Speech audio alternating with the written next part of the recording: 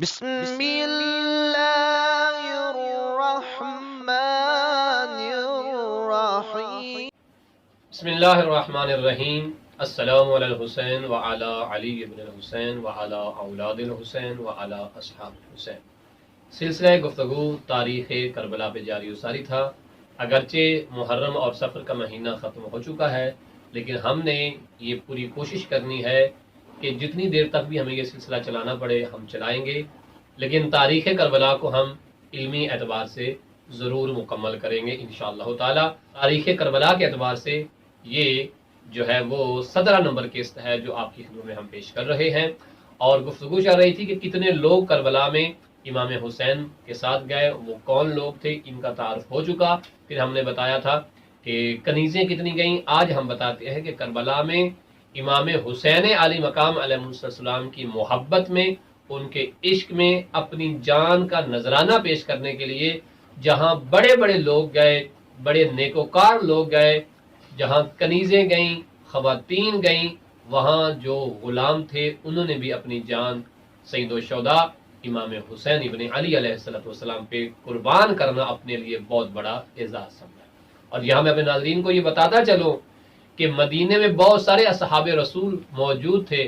جن میں اکثر لوگ کربلا میں سید الشہداء کے ساتھ نہیں آئے تھے۔ بہرحال انہوں نے اپنی جو بھی وجوہات ذکر کی، کچھ کی ہم پہلے بیان بھی کر چکے ہیں، لیکن اصحاب رسول مدینہ میں رہ گئے بہت سارے، اور غلامان رسول اور آل رسول جو تھے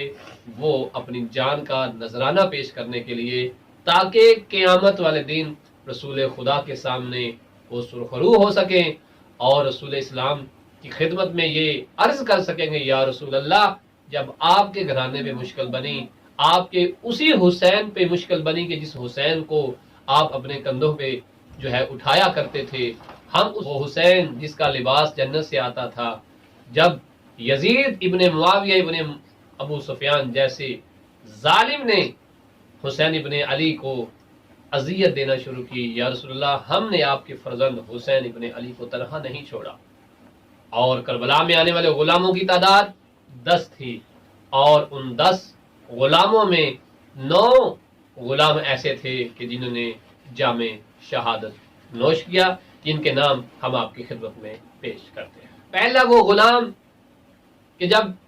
کربلا کے شہداء کی فہرست بنائی جاتی ہے، اس میں پہلا نام جس غلام کا آتا ہے وہ غلام ہیں جناب سلیمان ابن عظیم۔ یہ ایک کنیز کا غلام تھا، لیکن عشق امام حسین سے سرشار تھا۔ کربلا کے شہداء میں پہلا نمبر اس غلام زادے کا ہے کہ جنہیں اپنی جان، اپنا مال، سب کچھ امام حسین کی راہ میں قربان کر دیا، اور امام حسین کا قاصد بن کے بصرہ کی طرف گیا اور وہاں ان کو شہید کر دیا گیا۔ دوسرا غلام جو راہ امام حسین میں شہید ہوئے وہ جناب کارب تھے، تیسرے منہج تھے، اور چوتھے غلام جناب سعد بن حارث خزائی تھے۔ پانچویں غلام جناب حضرت ابوذر غفاری کے غلام تھے، اور اس کے بعد وہ غلامی امام حسین میں آ جاتے ہیں۔ یعنی کربلا میں جناب ابوذر غفاری کی یاد کو تازہ کرنے کے لیے جو غلام آئے وہ جناب حضرت جون تھے، جن پہ ہم تفصیل بیان کر چکے ہیں کہ یہ وہی جون ہیں کہ جنہوں نے عشق امام حسین میں بہت اعلیٰ مرتبہ پایا، اور ان کے بدن سے، چونکہ حبشی تھے، بدن سے بدبو آتی تھی، راہ امام حسین میں جب یہ شہید ہو جاتے ہیں تو ان کے بدن سے اور ان کے خون سے ایسی کستوری کی خوشبو آئی کہ مقتل میں ان کے لاشے کو ان کے خون کی خوشبو سے پہچانا گیا۔ ساتویں غلام جناب اسلم ابن عمر تھے۔ آٹھویں غلام جناب نصر ابن ابی نیزر تھے کہ جو مولا علی علیہ السلام کے غلام تھے اور پھر امام کی غلامی میں آ گئے۔ نویں غلام جو کربلا میں شامل ہوئے یہ عقبہ ابن سمعان تھے، اور 10ویں غلام وہ علی ابن عثمان خضرامی تھے۔ یہ 10 غلام کربلا میں موجود تھے، اور جن میں سے 8 نے امام حسین کی راہ میں جام شہادت کو نوش کیا۔ انشاءاللہ اس کے بعد ہم 18ویں قسط میں بتائیں گے، آنے والی قسط میں، کہ مکہ میں کس طرح سے امام علی مقام پہنچے اور کون کون سے احوال کا امام کو سامنا کرنا پڑا۔ صلی اللہ علیہ محمد وآلہ